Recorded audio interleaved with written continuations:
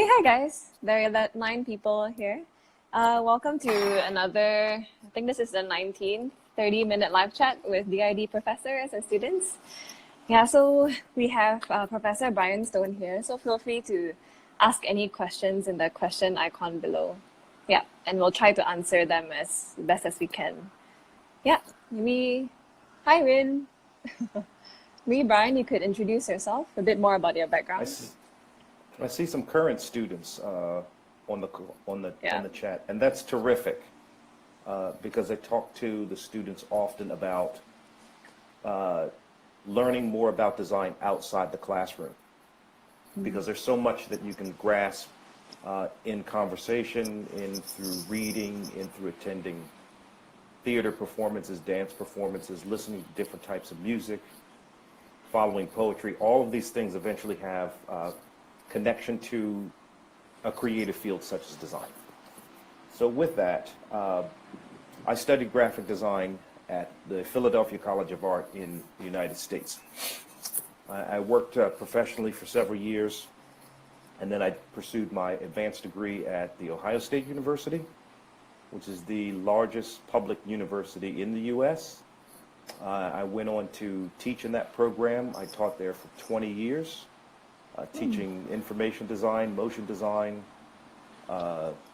data visualization, design research, and interaction design. And now I am at NUS, and I'm wrapping up my first year on the faculty.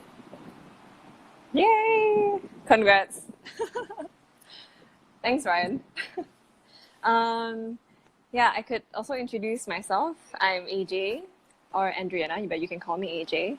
I graduated from DID last year in July, and now I'm working for the faculty, just working with some students to reach out to prospective students. So that's what we're doing now.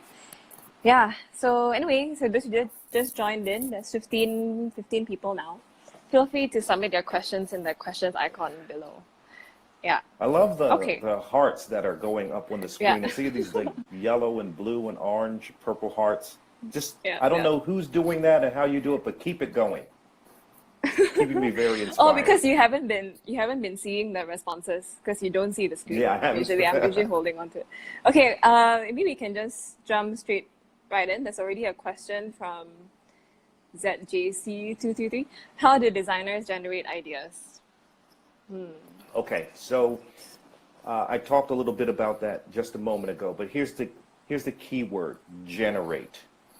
And generate, you want to think about inertia, right? So inertia, like you start moving and then things get faster and faster and faster and faster and faster. So when you're generating ideas, the initial goal is just think about some things that you have seen in the past that have given you influence that might have relevance to your design problem. It could have been something you saw in a mobile app. It could have been something you saw from the automotive industry. It could have been a piece of architecture. And you just start sketching that. And then what will happen is that one sketch idea will lead to another one. So then do another idea, and then generate another one, and then generate another one. And even if they start to seem unrelated to some degree, the goal is to externalize as much of your thinking as possible.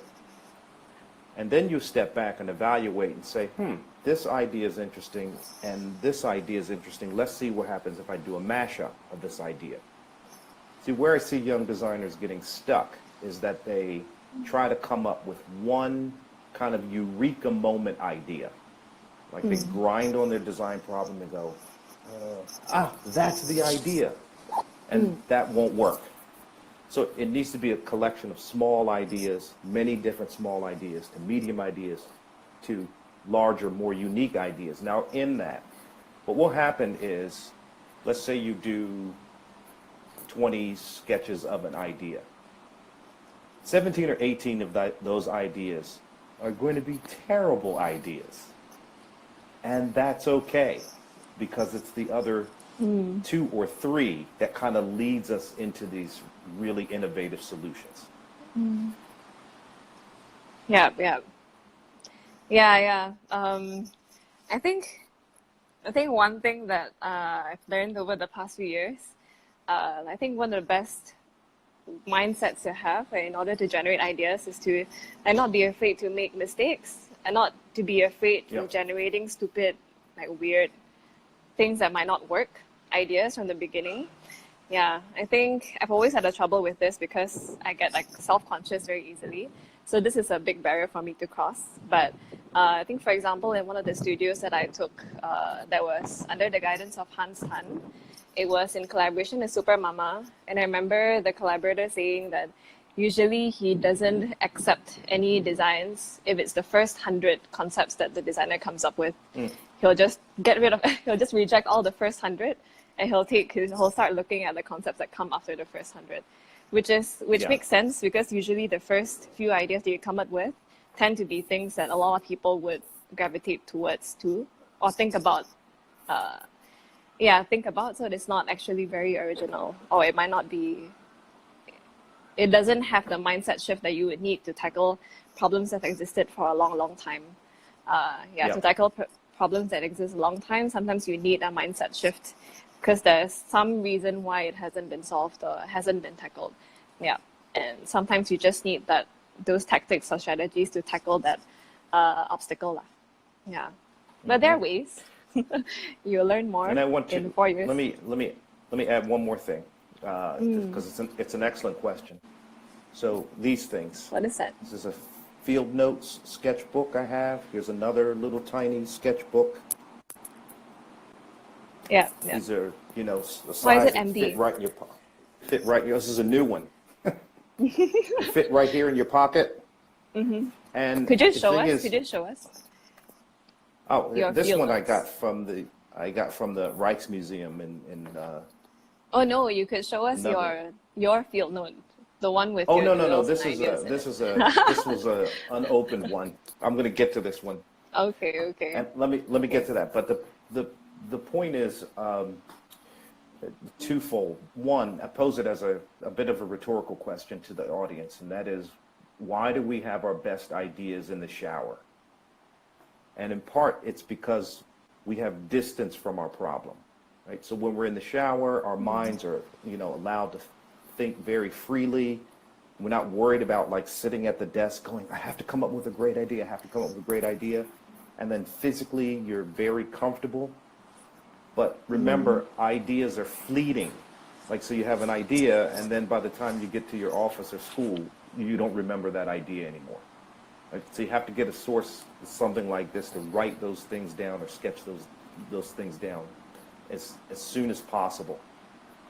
And then the other part, you should look at Edward de Bono's work on lateral thinking or divergent thinking, which is that it should meander and it should be a little crazy and it should be a little ridiculous, and that's okay, but that's how you get to really innovative things. All right, that was a terrific question to get us started.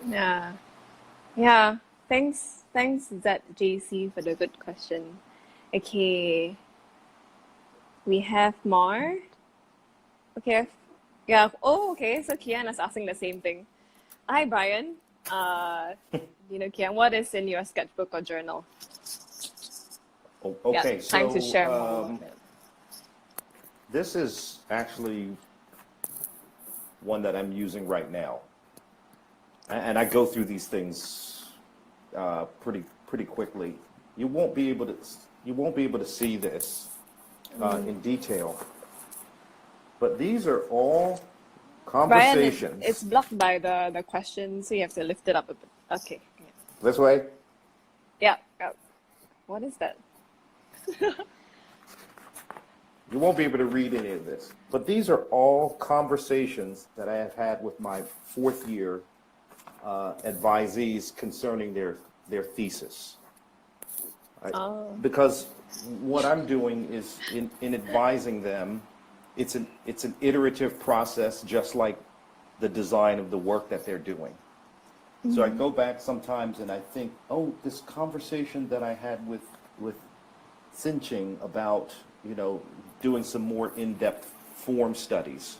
Like that conversation 3 weeks later might be relevant to not only another student, but it actually might be relevant to a project that I'm working on.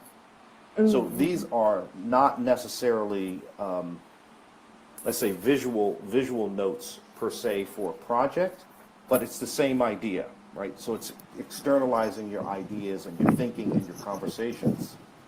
And so you can see how, at least I can see how our conversations have evolved in parallel to how their projects have evolved. So whenever we meet, we tend to meet on Wednesday as a group for several hours, and I always bring this little notebook with me. There's one other thing. When they start arguing with me, and they are allowed to do that, I just go back in the book and say, actually, we talked about that, and then I'll show them. So what's one new thing that you picked up in the past few weeks while working with students? Oh, well, that's easy. And I don't want to bring the mood down. That's not the goal here. But our students are very resourceful because of all the protocols around the coronavirus and how we've had to change the way we work and how we have had to change our behaviors. And people that are very much in a routine, they could have just easily kind of thrown their hands up and go, "Oh God, this is such a distraction. This is so disruptive." But they just kind of tend to carry on, right? And they just think, well, we worked that way before, now we're going to work a different way, and then now we're going to work a different way. So their resourcefulness, I believe, comes from their passion and dedication to their studies and the topic of design. Thanks, Brian. So you're going to be working from home until like 2 weeks?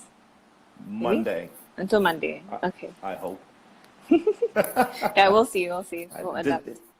I'll wait to hear from the dean. Okay, we have another question from, let me see, Rin, also a current student. Yeah, work, school life balance with design. What are some tips? Hi, Anthony. Listen more. This is a very difficult. Yeah. This is a very difficult problem to solve, right? Because design doesn't have a time clock, meaning, you have other fields where you go to work at 8, and then you have lunch, and then you leave at 5 or 6, and then you put work behind you. But design doesn't work like that. Just like I mentioned a few moments before, it could be 8, 9 o'clock in the evening, and all of a sudden you have a good idea, and then you want to act on that idea. I will say that this work-school life balance is important. You have to treat it like you would treat a job, and get into a very structured routine. First thing I would add is you have to guard your rest, your sleep. You have to be very protective about that. Right? So if you know you need a certain amount of time to get adequate rest, you have to commit to that, because there's always this law of diminishing returns, which is you're working on something and it's 1 a.m. or 2 a.m. or 3 a.m. You're actually not making very much progress. You're doing stuff, but it's nothing of real meaningful consequence or importance. So you just have to figure out, like, here's a cutoff. I also would suggest to people that they time-bound their activities. And so what I mean by that is, okay, I'm going to work on project A, and I'm going to spend 45 minutes ideating. And then you set a clock. And then you work with that 45 minutes and you go through your ideation, because that will put a little urgency behind what you need to do, rather than, oh, I'm going to ideate now, and then, oh, I'm going to have some tea. Oh, here comes my friend. You guys want to go get something down at the Platypus, and then you leave, and then, you're not really kind of committed. So you have to really, like, filter out distractions, time-bound your activities, stay on a schedule, then move along to the next thing. Yeah. And then get your rest. Yeah, I agree. I think a lot of the The biggest challenge for me as a student, I think, came from mostly in year 2 to year 4, sem 1, like when you're managing time schedules with different people because you're always, most of the time, working in groups. Yeah, I Yeah. think especially in year 2, when I first started, I thought that it was part of the culture for us to not have enough sleep. So there were often times where I would just, there were times where I didn't sleep for like 3 days straight just to finish something. But I realized by the second day and third day, I wouldn't be productive at all. I would see myself doing things, but it's just in slow motion all the time and it's not productive.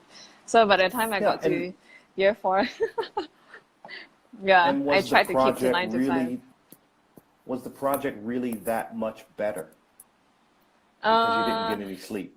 okay, at that time it had to be done because we had to rush it out to meet the deadline. That was in the end. Yeah. But I think from year 3 to year 4 onwards, I tried to make it a point in the beginning of the group project to ask like what are different people's time schedule is like. So they would always set the same meeting time and just for 2 hours each week Yeah. or maybe twice a week and have a specific agenda so that we all stick to that and not, like you said, spend like 4 hours going in and out of work between like resting and working because sometimes it's just not very Yeah. productive. Yeah. So I mean, it's a scheduling would be. terrific question. And my fourth year students, they have been learning how to be more productive. And what they've been telling me is that they get to the studio very early. And when they get there, there's only maybe 2 or 3 other people in the studio.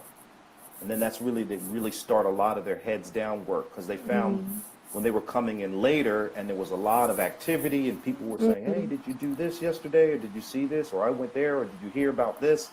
And they would churn for 30 minutes just at the beginning of the day, just socializing. And then they go to lunch. So they found like they come in early. And then one student told me earlier this week, she's not bringing her laptop home anymore. So she comes in and she leaves at 8 o'clock in the evening, and she leaves the laptop in the studio because she's trying to create like that really clear division now that, okay, now I just have to get my rest. If something comes up and she has an idea, what do you think she goes to?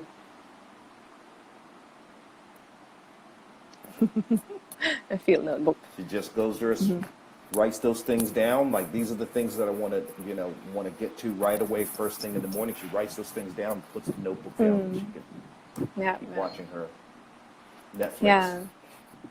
Yeah, I think in year 4 it helped, like you said, to just set that expectation for yourself that you will work like within working hours, so at 9 to 5. So like don't need to expect yourself to work at night, although you might still have to, but it's still okay because you need, sometimes ideas need that hibernation period too. Let's move. Yeah. Separating work and rest is, it's important. But yeah. So Kenneth agrees. Okay, thanks, Ryan. Hope this Yeah, I helps with your won't deny question. that it's difficult. It's hard, I won't yeah. deny that it's difficult to do, but Yeah, I think you have to put especially in some. yeah, I think especially when you're trying to pick up a lot of different skills as a student, sometimes you have to spend extra hours trying to figure out how Premiere Pro works, how Grasshopper works. So it's Yeah. quite normal to spend more time on that. Yeah, it'll get better. And but I've also said that the students need to be realistic on their time. So when we're talking about things like Rhino or After Effects or Grasshopper, whatever it is, and you think, I need 2 hours on this. Whatever you think you need, you should double that time. So if you think you need 2 hours, you actually need to schedule 4 hours in your book. Yeah. Okay. Hope that helps with the question. But I think we have our own methods that we'll figure out along the way. Yeah. Yeah. Okay. Let me see if there are more questions. Oh, okay. Okay. A question from, I think, Anthony. Hi, it was mentioned that... Also, Brian, can you see the question on the screen? You can, right? Yep. Okay, yeah. Mentioned that students can intern at design firms before matriculation. Matriculation means entering school, right? Before you enter school. Graduate. That would be graduation. Oh, Yeah, before graduation. Before they. Okay, Yeah. okay. Yeah, how is it possible? You want to answer this? No, I'm going to take the first part. Because of the reputation of the university and our program, and now having many, many years of very loyal alumni who are now 5, 10 years out into their own careers and realize how important internships are, we have many companies that actually come back to NUS, come to DID, they make presentations to our students and set up application process for them. So I know that the last one I remember was Singapore Air came and gave a presentation to our students, and then had kind of very small interviews with them right on site, and then they collected their information. I do know there's a couple of students that are being considered for that position. So one is, the good news is, some companies will come to us. Now, conversely, if there's a company out there that you are really interested in working with, so for instance, there's a Google office here. If you go to their website, I am 100% certain that they have an internship position available that you should apply for. But remember, you should apply very early. So if the school term ends in April, and you think about doing an internship in May, you should be looking at those internship opportunities as early as the previous December. If there is not an internship posted, you should go on, find out who the design lead is or who the design director is, troll the internet and find out their email address, go to LinkedIn or whatever, and you should write them a letter directly. Say, hi, I'm Brian. I really admire the work that you're doing at your company. I'm a current student at DID. I would love the opportunity to do an internship. And people like students who take initiative. Yep. Maybe to add to that, I think, Anthony, you're already familiar with the vertical platforms format that we have. So in year 2 to year 4, you get to choose like 2 projects within the semester, whichever you want to work on based on your interests. But most, I would say most, or maybe more than half, would have collaborating firms. So for example, we have students, platforms that worked with IBM, Shiseido, Guerlain for retail. We have, for healthcare, we had collaborations with Philips Healthcare and banks like DBS and OCBC, or more other organizations like the port, GovTech too. So sometimes after that platform, they'll get to see your work that you come up with during the semester. So it's easy for them to select students that they want to intern for them. So sometimes these will be in the format of competitions, like if you're in the vertical platform with Shiseido or Guerlain, they would choose one team to develop their concept after that semester. So during either the summer break or the winter break. So I do have friends who've had internships because of those collaborations and the vertical platform studios. Yeah, so that's one possible route. So Brian was talking about another route of applying to your own firms, which you're more than welcome to do. Yeah. Or also, we've had friends who intern for our profs even before they started school in DID. So that's also possible. Yeah. Okay, hope that helps. Okay, let me see if there are more questions. Okay. Yeah, for those of you who just joined in, like, feel free to type any questions into the question mark icon so we can pin it and everybody can follow. Okay, we have one question from Kelly. Okay, this is my sister. I'm not sure whether she's watching, but okay. But yeah, okay. On a related note, I think earlier, how does a designer know when a particular piece of work is good enough or finished? Those are, not sure if you're watching, but yeah, good question. Those are two different questions. She said good enough. Okay, good enough. When a project is finished and when a project is good enough. Okay, so let's say good enough is not what we aspire to do. We're always aspiring to exceed expectations and not meet expectations. right? And that is that takes a lot of rigor, quite frankly, but also it takes what I would say is a more objective approach to design. So there's the designer that says, I am the one who knows best, I'm the designer here, and here is your solution. And maybe that works, but not so much. What we want to do is put into a process that we are evaluating our work ongoing. And so that might come from user testing to some degree, but it also comes from expert analysis. Right? So I might have one of my colleagues sort of evaluate what I'm doing that has some distance to the project that I'm working on.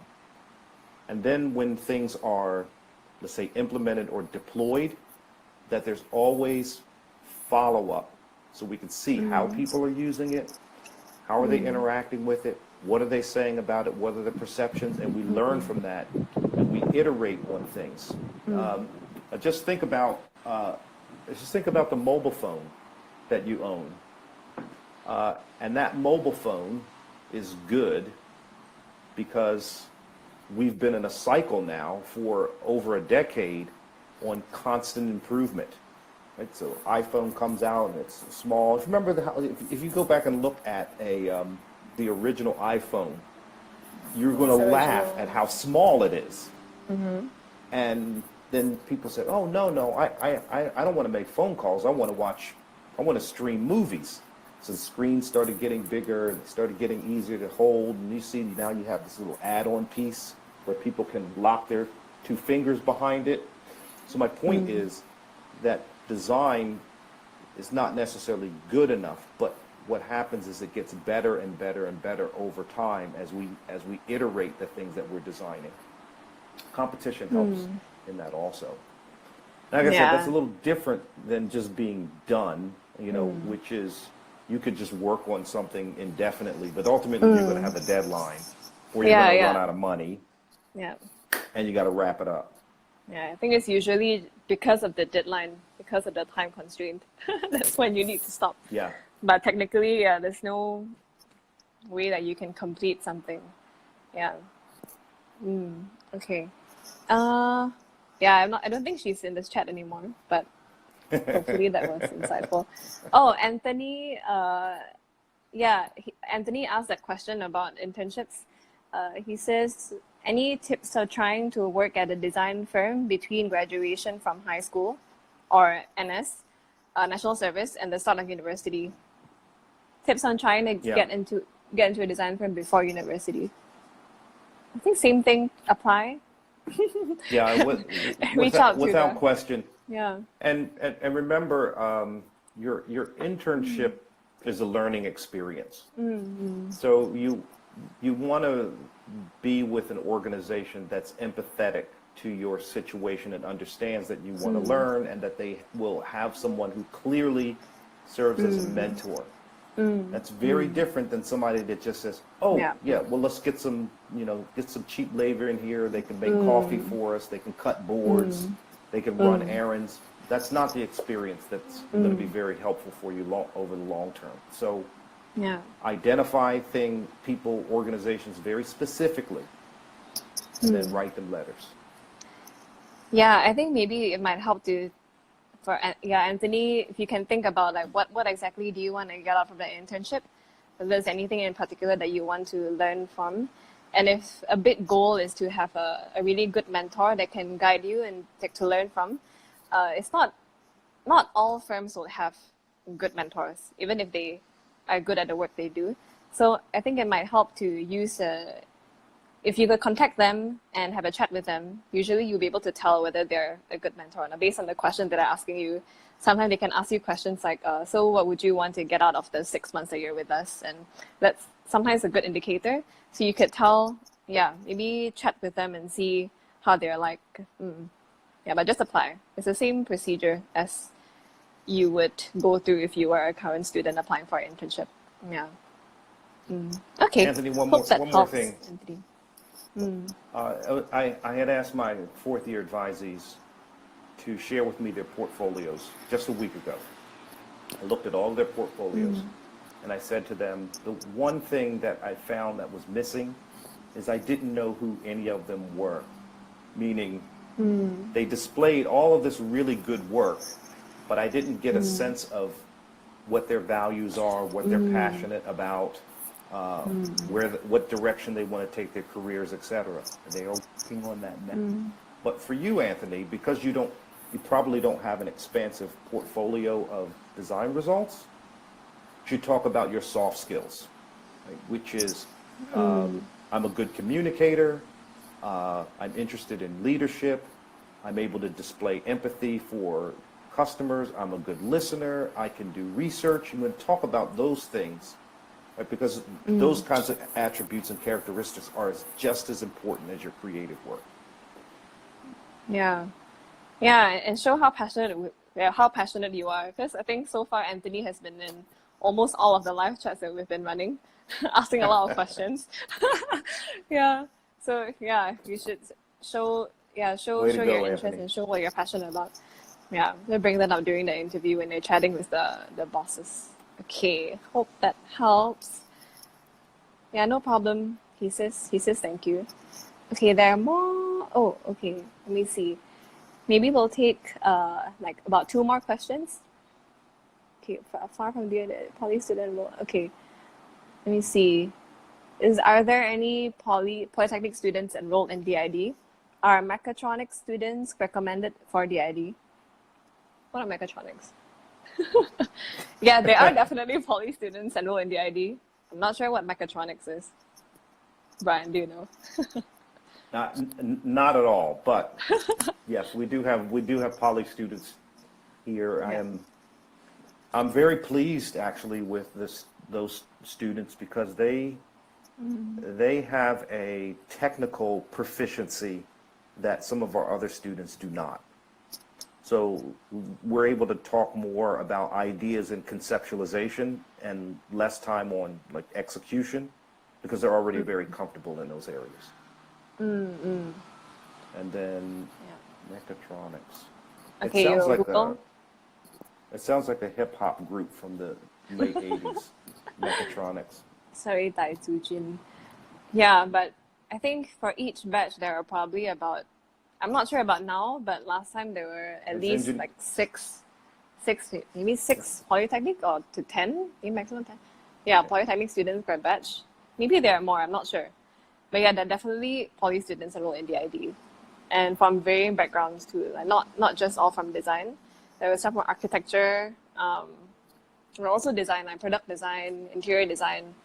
I think there was somebody with an engineering background. And some people who transferred over from SUTD. So, robotics. If you haven't... Okay, so I can answer the second question. Yeah.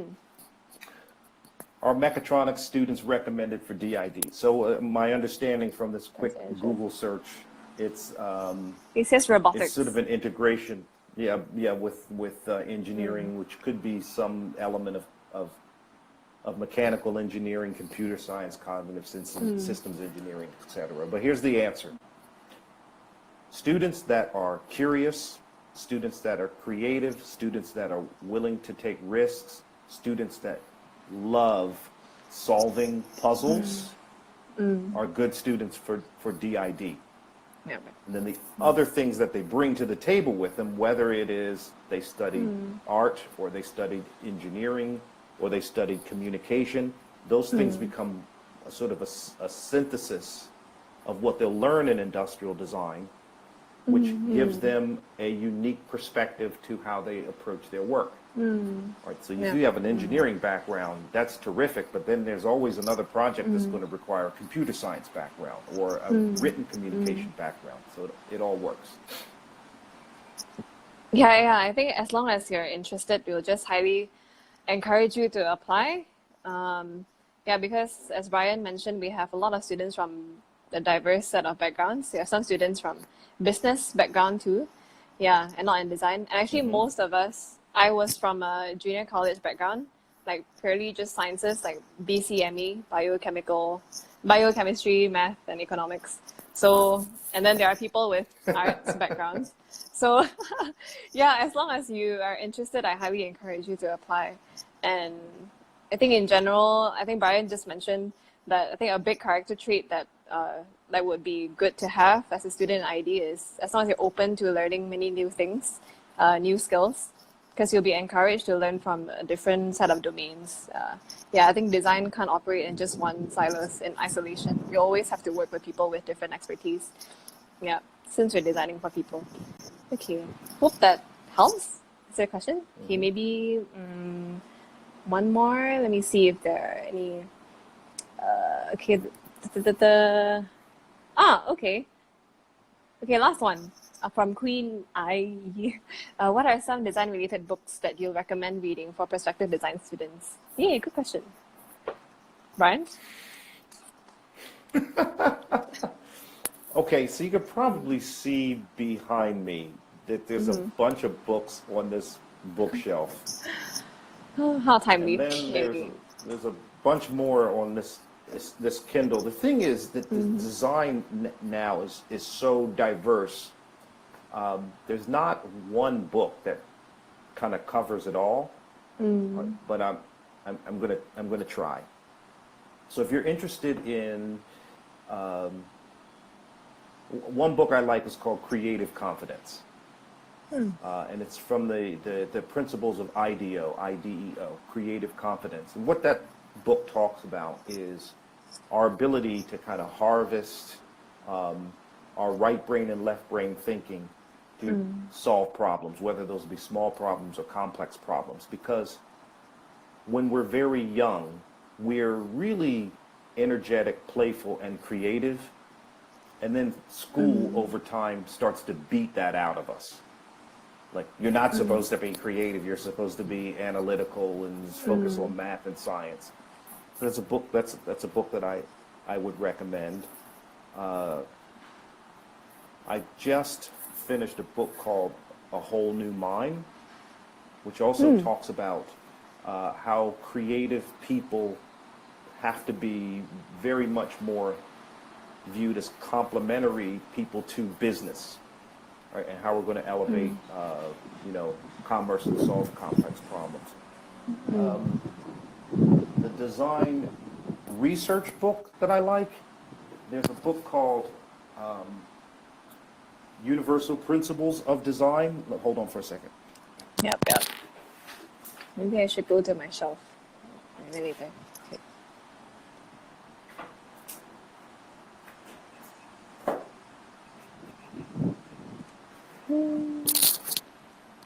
I'm almost there. Okay, so this book. Can't see. Can What you is see that? it? No. Can't you see the Up screen? or down? Down. Okay. Yep. Universal methods. What? To design. Of design. Oh. Who's this by? And so it's by Bella Martin. Bella Martin.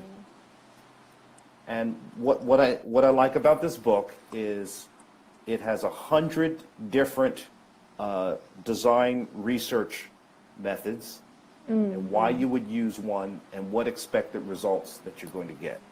So what a cognitive walkthrough is, or what a usability study is, or what experience prototyping might be, or how do you use affinity diagrams, or A/B testing, or understanding mental models. And it's a really easy read because they use one spread to talk about the principle, and they use the second spread to show you concrete examples of how it was used. Do you have more? I can go to my shelf. Yes. There's one. There's the universal methods of design, and then there's universal principles of design. There's a complementary book to this. I would suggest. I like this. I